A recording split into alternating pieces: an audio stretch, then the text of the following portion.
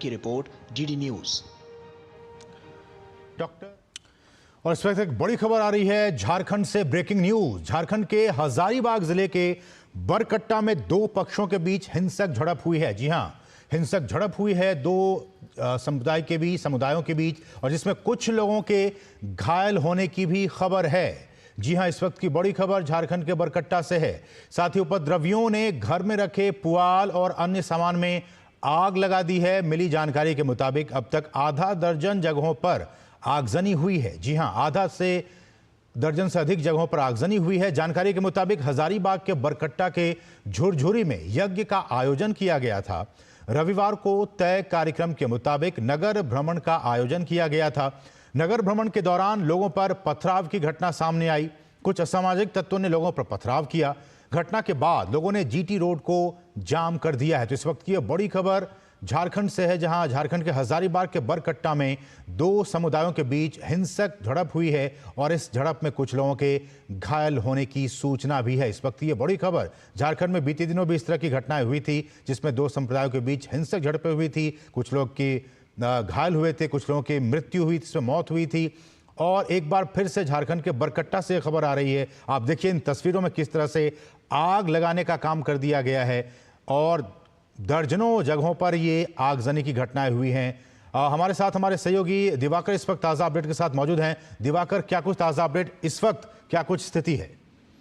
देखिए, ये पहले से ही शेड्यूल था। वहां पर एक यज्ञ का आयोजन हुआ था बरकट्टा, जो कि हजारीबाग जिला मुख्यालय से करीब 50 किलोमीटर दूर है। वहां पर एक यज्ञ का आयोजन हुआ था और उस यज्ञ के बाद ये पहले से ही शेड्यूल था कि वो यज्ञ करके एक समुदाय के लोग बाकायदा नगर भ्रमण का शेड्यूल किया गया था। जिला प्रशासन को भी इसकी जानकारी दी गई थी और उसके बाद ये नगर भ्रमण हो रहा था। उसी दौरान जब मस्जिद के पास से ये जो यज्ञ का काफिला था वो नगर भ्रमण करते हुए निकल रहा था, तो एक पथराव की घटना होती है। तो पथराव की जब घटना हुई तो दूसरे तरफ के भी जो लोग थे उन्होंने इसका विरोध प्रकट किया। तो उसके बाद एक समुदाय विशेष के लोगों ने वहां आसपास के जो कई घर थे वहां पर आके, क्योंकि तस्वीरों में आप देख सकते हैं कि किस तरीके से वहां पर जो फूस के घर थे उनमें आग लगा दिया गया और कुछ आसपास जो पुआल पड़े हुए थे उससे आग और भी भयावह हो गया। उसके बाद उसकी जब सूचना प्रशासन को दी गई है तो प्रशासन की टीम वहां पर पहुंची है और हालांकि वहां पर कैंप करने की कोशिश की जा रही है, लेकिन अभी भी जो पत्थरबाजी की घटना है वो छुप छुप कर वहां पर लोगों द्वारा किया जा रहा है। और चूंकि ये देर रात हो गया और अंधेरा भी आसपास है, तो इस वजह से अभी तक फिलहाल किसी की गिरफ्तारी नहीं हुई है। और कहा जा रहा है कि पुलिस अधीक्षक हेडक्वार्टर से निकल गए हैं यहाँ से हजारीबाग से, और वो घटनास्थल पर एसपी पहुंच रहे हैं। जी लेकिन ये सारी चीजें हुई थी, प्रशासन को भी इसकी खबर रही होगी दिवाकर, बावजूद उसके ये सारी चीजें हो जाती हैं प्रशासन के होते हुए भी, ये सबसे बड़ा सवाल। ये देखिए, सबसे बड़ी बात यह है कि झारखंड में पिछले कुछ हम कह सकते हैं वर्षों में ये लगातार देखने को मिल रहा है कि लगातार, चाहे वो रामनवमी का समय हो या फिर महाशिवरात्रि का समय हो, लगातार गिरिडीह, हजारीबाग, रांची, इन कई जगहों पर इस तरह की घटनाएं जो है वो लगातार अंजाम एक विशेष समुदाय के द्वारा दिया जा रहा है और इसको लेकर लगातार सवाल भी प्रशासन पर और विधि व्यवस्था को लेकर उठ रहा है। हालांकि रामनवमी जो कि बड़ा त्योहार होता है और हजारीबाग का जो रामनवमी होता है वो पूरे देश भर में चर्चा का विषय होता है कि किस तरीके से इसका आयोजन लगातार 3 दिनों तक। एक अच्छी बात ये रही थी कि उस दौरान रामनवमी में पूरी तरह से शांतिपूर्ण हुआ था, लेकिन उससे पहले मंगला जुलूस भी यहाँ पर निकलता है। मंगलवार को एक विशेष जुलूस निकलता है। उस दौरान भी पत्थरबाजी की घटना हजारीबाग में हुई थी और हजारीबाग हमेशा से इन तरह की तमाम तरह की चीजों के लिए सेंसिटिव रहा है। तो ऐसे में प्रशासन पर सवाल ये उठ रहा है कि आखिर इतने सेंसिटिव जगह पर इस तरह की घटनाएं बार बार क्यों हो रही है। ऐसे में जो हम बता रहे हैं कि कुछ लोग घायल हुए हैं, उनकी क्या कुछ स्थिति है? देखिए, हाँ, घायल हुई है और उसमें सबसे बड़ी बात यह है कि घायल, क्योंकि यज्ञ में ज्यादातर महिलाएं शामिल होती है, तो महिलाएं एक तरीके से निकल के जा रही थी, तो ज्यादातर जो घायल हुए लोग महिलाएं हैं और उसमें कहा जा रहा है कि कुछ की स्थिति नाजुक भी बनी हुई है और ज्यादातर लोग 1 दर्जन के आसपास लोग घायल हुए। और क्योंकि शाम का समय है तो कुछ लोगों को लेकर जाया गया है, तो एग्जैक्ट आंकड़ा अभी तक निकल कर सामने नहीं आ रहा है। लेकिन जब प्रशासन की पूरी टीम वहां पहुंचेगी और जब एक तरीके से कैंप पुलिस के द्वारा किया जाएगा तो वस्तु स्थिति साफ होकर निकल कर आएगी। लेकिन निश्चित तौर पर यहाँ पर माहौल फिलहाल तनाव में है और उसको पुलिस प्रशासन द्वारा उसको कंट्रोल करने की कोशिश की जा रही है और लगातार ये भी अपील किया जा रहा है कि सोशल मीडिया पर किसी भी तरह की इस तरह की चीजों को ज्यादा बढ़ावा ना दिया जाए और लोग जो है एक तरीके से इसकी गलत प्रचार ना करें। दिवाकर, यही सबसे बड़ा एक प्रॉब्लम होती है कि जो सोशल मीडिया है उसके जरिए दुष्प्रचार किया जाता है, भ्रम की स्थिति फैलाई जाती है और उसके बाद चीज़ें और भी मुश्किल हो जाती हैं। सोशल मीडिया पर किस तरह से प्रशासन की तरफ से कहा जा रहा है कि लोग इस तरह की अफवाहों पर ध्यान ना दें? देखिए, निश्चित तौर पर प्रशासन की ओर से लगातार ये अफवाह से ध्यान न देने की अपील की जा रही है और साथ ही साथ आसपास के जो पुलिस के कैंप थे, इलाके थे, वहां से जो पुलिस का डिप्लॉयमेंट है वो घटनास्थल पर पहुंच गया है। पुलिस की एक बड़ी टुकड़ी वहां पर पहुंच गई और पूरी तरीके से स्थिति को नियंत्रण में ले लिया गया है। लेकिन चूंकि रात का वक्त है, ऐसे में फिलहाल कोई गिरफ्तारी नहीं हुई और आसपास जो है वो पुलिस की दबिश बढ़ाई गई है। लेकिन ये साफ तौर पर है कि एकाएक जिस तरीके से इस घटना को अंजाम दिया गया है, उसके बाद विधि व्यवस्था को लेकर एक बार फिर जो झारखंड की सरकार है वो भारतीय जनता पार्टी के निशाने पर है। लेकिन ये बेसिक क्वेश्चन अभी भी मौजूद है दिवाकर कि ये चीजें हुई क्यों? क्योंकि एक हिंदू विशेष की तरफ से जो यज्ञ का काम किया जा रहा था, उसके बाद से फिर ये इस तरह की चीजें हुई क्यों?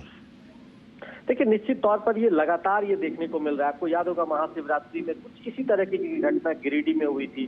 उसके बाद रामनवमी के समय ये घटनाएं रांची में होती है, मंगला जुलूस के दौरान हजारीबाग में होती है और आज जब यज्ञ का काफिला निकल रहा था और नगर भ्रमण कर रहा था, सब कुछ शेड्यूल था, सबकी जानकारी में था। तो एक तरीके से कहा जा सकता है कि किस तरीके से ये नेग्लिजेंस हुआ है कि आखिर जब ये मस्जिद के पास से ये काफिला गुजर रहा था तो एकाएक कैसे पत्थरबाजी हुई। इसका मतलब ये भी अंदेशा जताया जा रहा है कि पहले से या तो हो सकता है एक प्लानिंग की गई हो कि यहाँ पर जब ये नगर भ्रमण के दौरान ये काफिला निकलेगा तो उस दौरान पत्थरबाजी होगी। हालांकि ये अभी एक जांच का विषय है, लेकिन शुरुआती तौर पर ये कहा जा सकता है कि जिस तरीके से इस घटना को अंजाम दिया गया और जिस तरीके से झारखंड में लगातार इस तरह की घटनाएं बढ़ रही है, उससे निश्चित तौर पर विधि व्यवस्था पर सवाल उठ रहे हैं। दिवाकर, कोई अपडेट, कोई प्रतिक्रिया वहां के लोगों से, जो लोग प्रभावित हुए हैं या फिर उस जगह से लोगों से कोई प्रतिक्रिया, क्या कहना है उनका?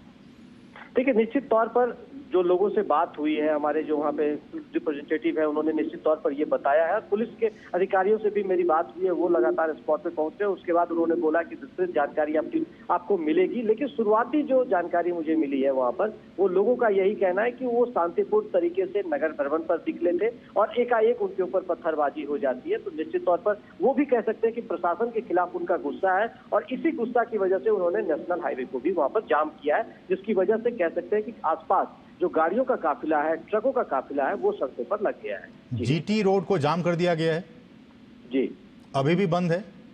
हाँ, अभी भी बंद है क्योंकि एसपी अभी वहाँ पहुंच रहे हैं और उसके बाद कोशिश की जा रही है कि उसके बाद जब पुलिस प्रशासन के लोग उन्हें समझाएंगे तो फिर स्थिति को वहाँ पर सामान्य बनाने की कोशिश की जाएगी। लेकिन फिलहाल जो हम कह सकते हैं कि ट्रैफिक भी थम सा गया और लोगों का जो आक्रोश है वो काफी देखने को भी मिल रहा है यहाँ पर। लेकिन दिवाकर, हम देखें कि ये सिर्फ पहली घटना नहीं, इससे पहले भी कई तरह इस तरह की घटनाएं हुई हैं, सांप्रदायिक सौहार्द को बिगाड़ने की कोशिश की गई है। प्रशासन, सरकार क्या गंभीर नहीं है या फिर ऐसे जो असामाजिक तत्व उनके खिलाफ क्या एक्शन लिया गया?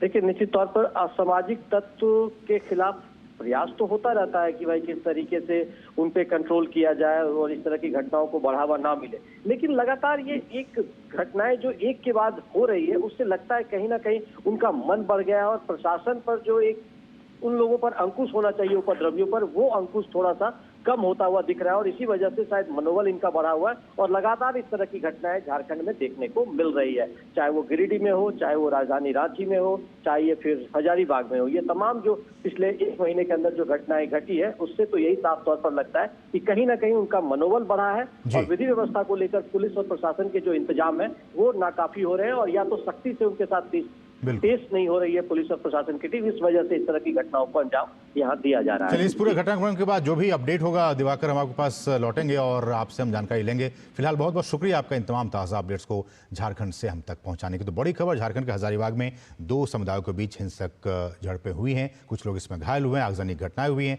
क्या कुछ आगे अपडेट होगा, हम आपको लगातार वो अपडेट देते रहेंगे। फिलहाल रुकेंगे एक छोटे से ब्रेक के लिए।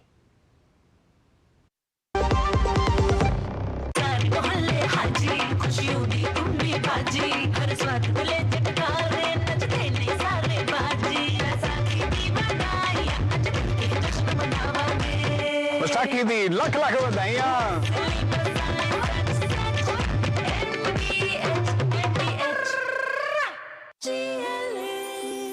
जो लक्ष्य चुना था समझ आने लगा है।